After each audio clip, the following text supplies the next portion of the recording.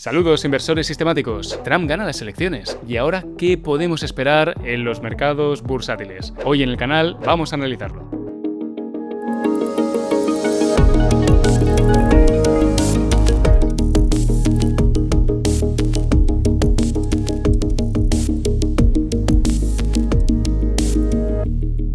Como ya hemos comentado alguna vez en el canal, es realmente probable que ni Donald Trump ni Kamala Harris den respuesta al gran problema que tiene la economía americana, que es qué pasará con toda la deuda que el gobierno de Estados Unidos no está sabiendo cubrir porque los gastos gubernamentales son muy superiores a los ingresos del país. Así que tanto con uno como con otro, el déficit del país seguirá disparado y también la espiral de deuda no dejará de crecer en el caso de Estados Unidos. Y hoy en el canal nos preguntamos, ¿qué ocurre exactamente cuando hay elecciones en Estados Unidos? ¿Cómo se comporta habitualmente la bolsa?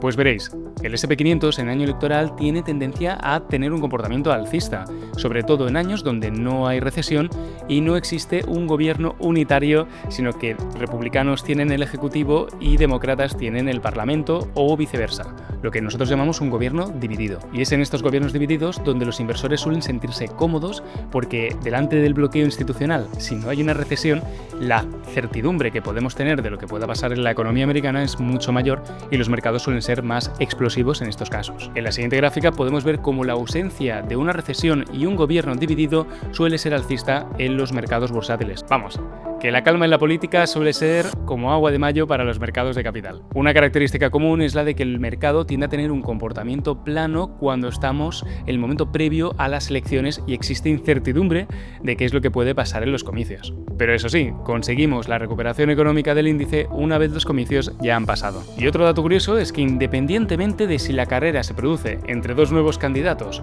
o entre el que tenía la presidencia y un nuevo candidato a la presidencia, los mercados suelen crecer entre un 7 y un 16%, independiente de qué tipo de carrera presidencial tengamos. Eso sí, una vez pasadas las elecciones, cuando se vuelve a escoger al que ya ostentaba la presidencia, eso suele ser más positivo que el otro escenario, creciendo en primer lugar, cuando renovamos al presidente, un 19% en promedio los mercados en los siguientes 12 meses, versus el 3% de un nuevo candidato durante los siguientes 12 meses desde que es investido. Eso sí, hay una ley de plomo en las elecciones americanas que nos muestra que no es normal que un gobierno que ostenta la presidencia en momentos de recesión pueda ganar las elecciones. Tiene muy pocas probabilidades y puede ser por ello también que la política monetaria de Joe Biden haya sido tan expansiva como lo que hemos estado viendo en los últimos años, para evitar a toda costa este 2024 tener una recesión antes de elecciones. E incluso podríamos decir que el tío Biden se ha pasado de estímulos expansivos, porque hemos tenido uno de los mejores años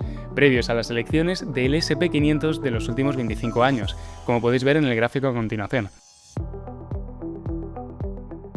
O aquí, por ejemplo, que os he traído el gráfico del retorno del S&P 500 desde el año 2000, donde podéis ver que en 2024 ha sido el más fuerte de lejos. Asimismo, en función de si ganan los demócratas y el Congreso está en manos de demócratas o republicanos, vemos como la media de rentabilidad en cualquier escenario es buena, siendo el mejor de todos por goleada el de un Congreso republicano y un presidente republicano. Sin embargo, no todo es color de rosas en el país de la piruleta, ni hemos de hacer all-in al S&P 500 actual tal cual está cotizando. Y es que según la distribución prevista del rendimiento total anualizado a 10 años, hay un 72% de probabilidades de que el S&P 500 tenga un rendimiento inferior al de los bonos del Tesoro, y un 33% de probabilidades de que las acciones generen rendimientos inferiores a la inflación. Y para colmo, la probabilidad implícita de que se produzca una recesión en los siguientes 12 meses en la economía americana, como muestra el siguiente gráfico, está en el 35%. Como bien sabéis, el S&P 500 ahora mismo está a 30 veces beneficios, lo que históricamente solía estar en torno a 18 veces beneficios.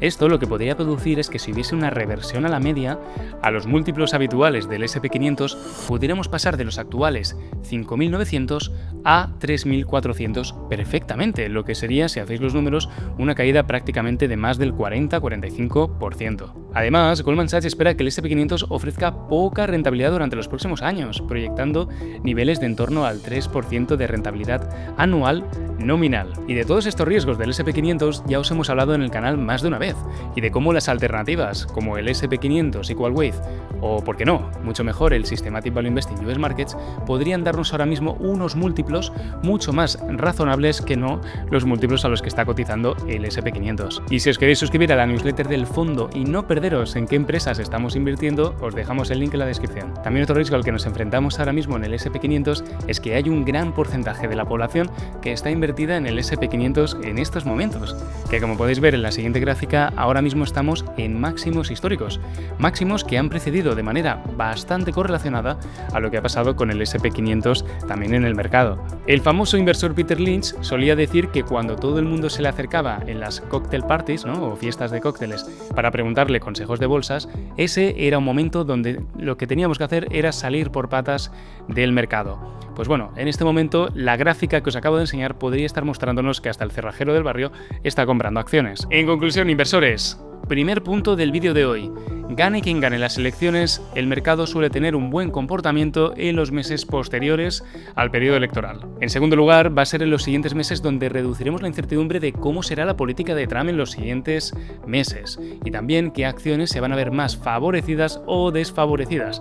Todo y que ya habéis podido comprobar cómo el mercado se ha adelantado y ya ha provocado algunas correcciones o algunas subidas muy acrecentadas en empresas como por ejemplo Palantir. Y punto 3 y el más importante, a pesar de que tengamos a Donald Trump en la presidencia, no está claro que los problemas de fondo de la economía americana se vayan a solucionar, con lo cual si el gobierno americano no ajusta el presupuesto, vamos a ver por seguro más inflación, tipos de interés reales negativos, o sea, que bajen los tipos pero que la inflación esté por encima de los tipos, con lo cual perdamos poder adquisitivo, y a la par también un SP500 en unos múltiplos muy altos, los cuales pueden condenarnos también a una rentabilidad bastante mediocre si miramos la regresión a la media histórica. ¿Y qué nos queda para invertir?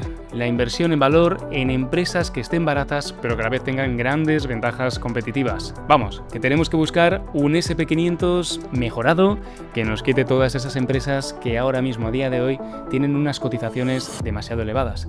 Y no se me acaba de ocurrir quién puede tener una solución para este problema. Así que nos vemos en el siguiente vídeo de Systematic Value Investing. ¡Chao!